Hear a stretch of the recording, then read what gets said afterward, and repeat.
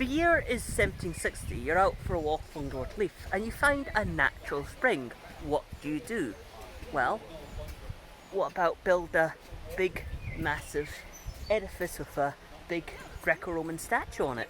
So in the 18th century, there was a big fashion for taking the waters, aka drinking from natural springs. It was believed that natural springs were beneficial for your health, and this was a belief that certainly dates back to pagan times.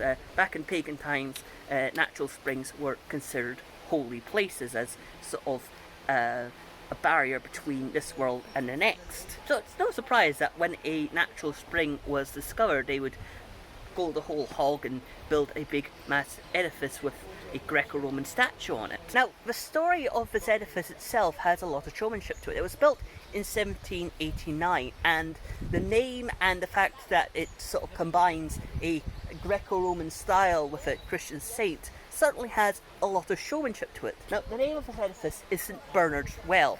Now, the story was, according to the people who promoted this well, that St. Bernard was apparently staying in a cave somewhere in the area and came across the spring, and that's why this spring is called St. Bernard's Well.